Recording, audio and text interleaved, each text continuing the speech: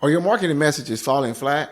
Does it seem like the more and more you post and the more and more you put yourself out there, the more and more you're actually being ignored? But that has everything to do with your marketing message.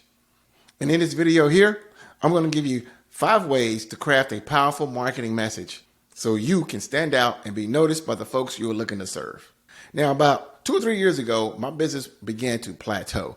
One thing I discovered in business that there's different levels to everything you go, right? Every place you go.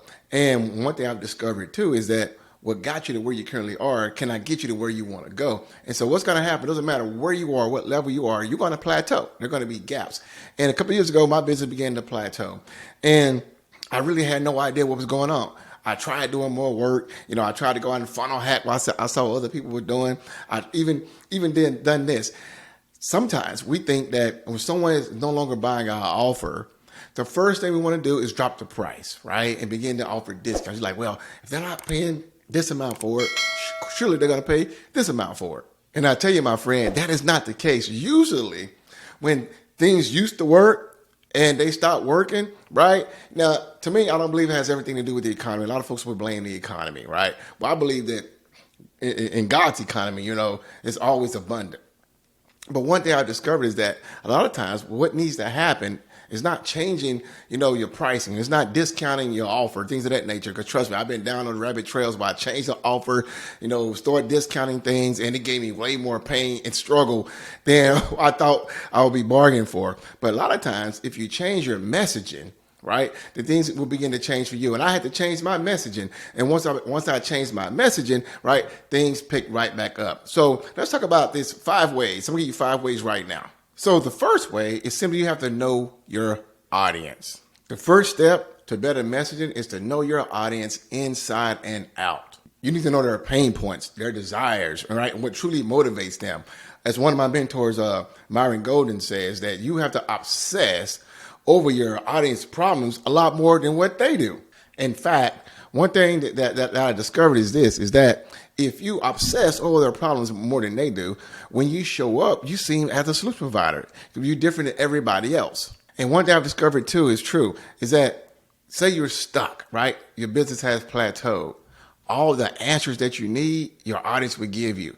So a lot of times you got to go to your audience, find out what they want, because they're telling you where they're stuck at. They're telling you where their problems are. And they're telling you, this is how to sell to me. If you can help me solve this problem here, guess what? Then I will buy what you're selling. So you have to know your audience in and out, right? What keeps them up at night, right? What is the thing that's making them toss and turn, right?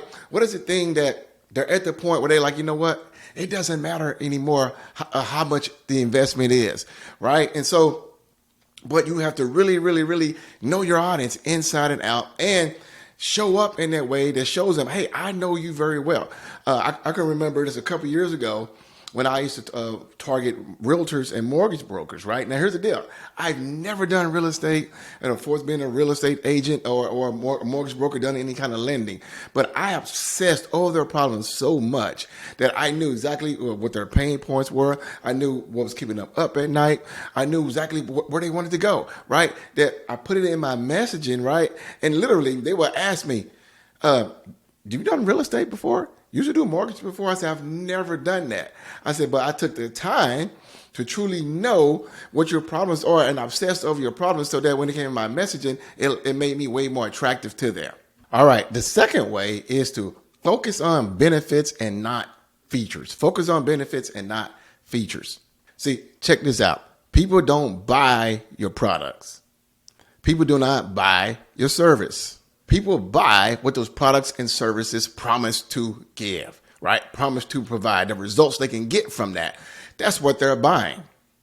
People can care less. People can care less about your offer. They can care less what's in it. They can care less how many videos are in it. They can care less how many cheat sheets, how many guides, how many reports. They can care less about how many sets. They can care less about all that stuff. That stuff that comes with it for as an added value. What they're buying are the results that they can get from your program or your course. So you got to make sure that your messaging is highlighting the benefits that they're going to receive. You see, you ever heard of WIIFM? WIIFM. It's what's in it for me. People think, what's in it for me? People don't buy because you want them to buy. People don't buy because you ask them to buy. People buy because they want to buy, right? And they buy for their own reasons. So you have to understand that that's the mindset that people have. And you want to focus on the benefits. Here's a magic nugget I'm going to share with you. Whenever you list, like most people list out features, right, instead of benefits. Well, I'm going to show you now how to create a benefit from a feature. Like, let me give you an example. Say you want to go and buy a new car, right? And you buy a new car. And what's happening buying a new car? The sales guy, normally who's not really trained in this kind of stuff, all they do is focus on the features, the size of the engine, a 5.0 liter, and fuel injection system and all this kind of stuff, right? They focus on all the features of this vehicle, right? So the size of the tires and the kind of oil you put in, right? And all that kind of stuff. And you and I can care less for the most part about all that. We don't understand, okay, what is all this going to do for me, right? And so if you talk about the size of the engine, right, it goes 0 to 60 in 5.5 seconds. So, right, talk about the benefits of that size of the engine, what it could do for you, right? Like air conditioning in the car, right? Air conditioning is going to be, nice, frigid, cold AC. So in the hot days of summer, right, you're going to stay nice and cool, something like that, right?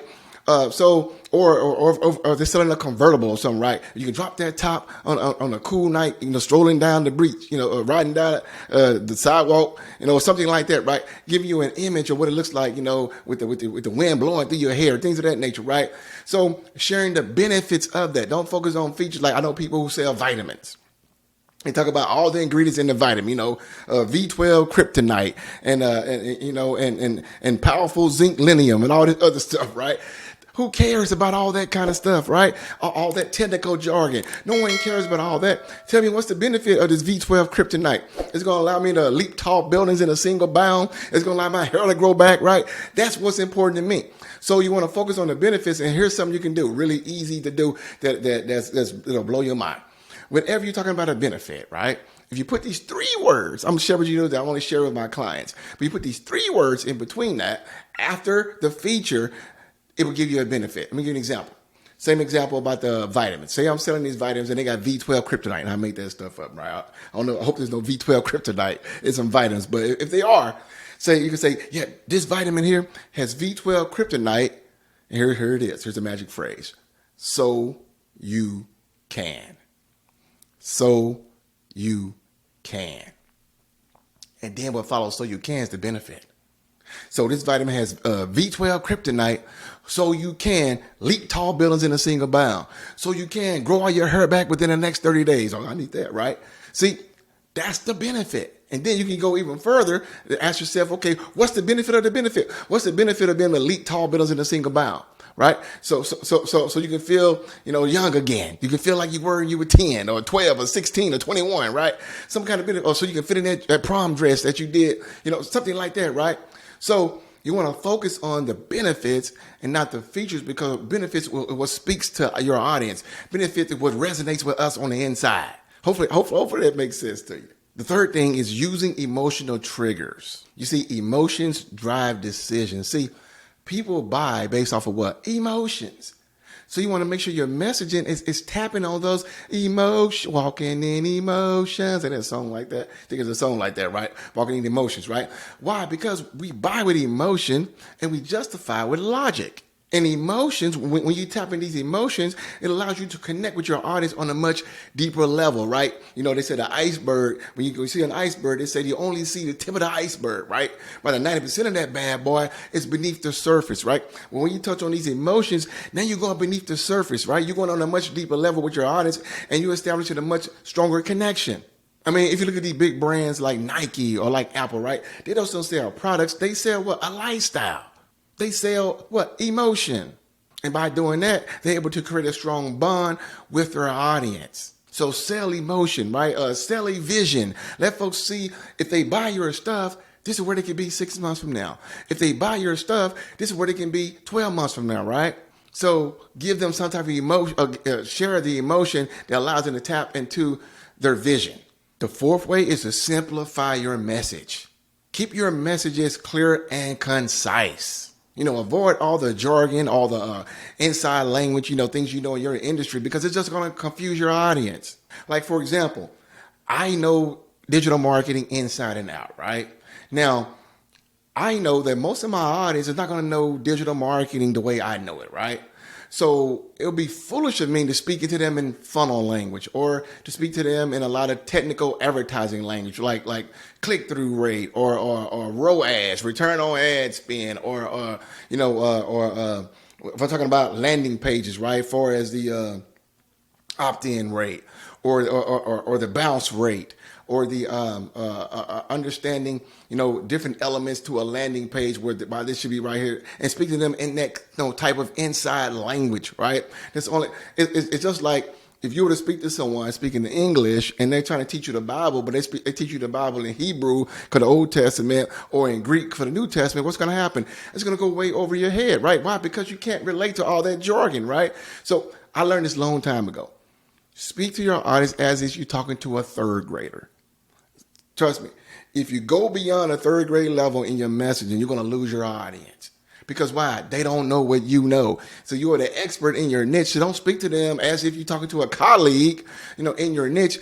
Talk to them as if you're talking to a third grader, because if you can't explain what you're doing to a third grader, trust me, your audience is going to be lost as well, and they're going to ignore your messaging. So be clear, be concise, be direct, right? And you will see an increased engagement from your audience as well.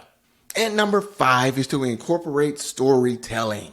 Stories are so powerful. Why? Because they're memorable and they're engaging. It's the reason why the greatest entrepreneur ever walked this planet, Jesus Christ himself, shared stories to his audience. He taught in what? Parables, right? Why? Because he knew they would resonate. Think about the greatest lessons, the greatest sermons, the greatest teachings you probably ever heard.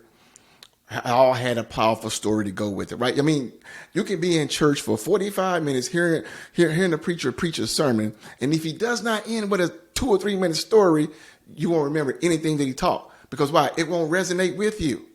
So stories are what's going to resonate. We've loved stories since we've been kids, right? So you ever heard the phrase, stories, facts tell, but stories sell, right? So share a story, right? Every time I present anything, I'm always sharing a story of where I was, how I overcame it, or sharing a story of how my clients the same way, right? I mean, I have a client that I know, he worked with John Maxwell for 3 years. He could not get any kind of results. I kind of showed him how to change his marketing messages. I showed him, gave him a sales process that worked, and began sharing his story in his messaging, and also began, changing up his sales process. All of a sudden, he went from only $9,000 working with John Maxwell for over $20,000 earned with me, in less than a year. It's because we began to incorporate stories in the messaging, because those things resonate and stand out more with your audience. So those are 5 powerful ways, for you begin to craft a powerful marketing message. And I know that if you're going to use this, you will see dramatic results in your business as well, my friend. So, hey, if you like this video, if you got value from it, put in the comments right now what you find most valuable from it as well. And you're watching this on YouTube, do all the good YouTube stuff, like, subscribe, hit the bell, all that good stuff as well, my friend. So, hey, and remember this, my friend, until next time, put God first in all that you do, and you too shall succeed. Peace and God bless.